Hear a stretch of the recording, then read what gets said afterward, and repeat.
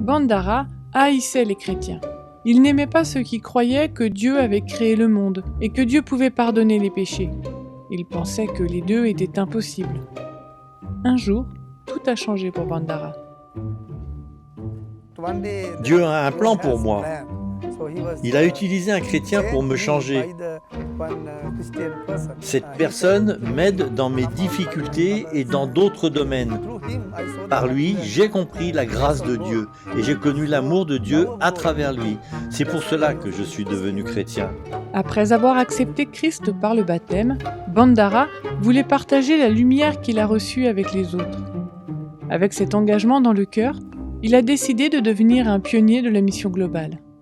Il voulait présenter Jésus aux gens et un jour fonder une nouvelle congrégation de croyants. Sa passion et son engagement pour Jésus grandissaient jour après jour.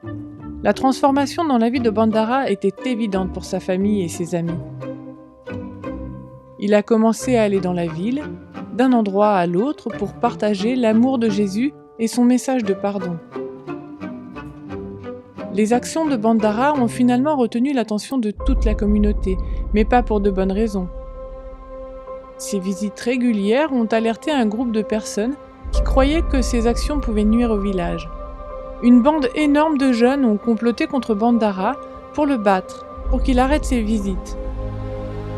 Comme Bandara retournait chez lui par son itinéraire habituel, les jeunes l'ont attendu. Ils ont bloqué son chemin et l'ont battu. Bandara considère que le passage à tabac est la lutte meurtrière de la vie chrétienne. J'ai recouvert mon visage pour me protéger. Au moins 2 personnes me frappaient, sans s'arrêter pendant au moins 15 minutes.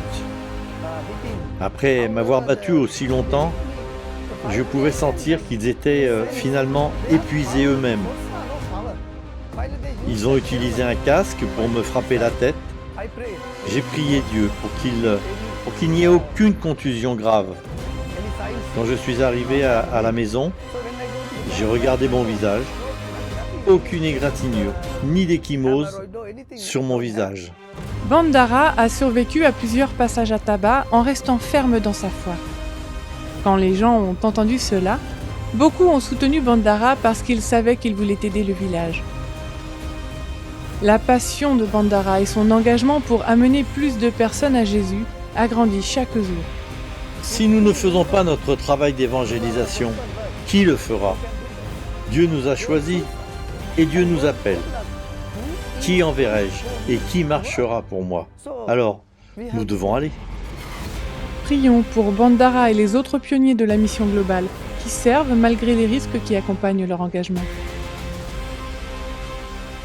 Nous vous remercions pour le soutien que vous apporterez à la mission globale. Vous aidez ainsi les planteurs d'églises dans le monde entier.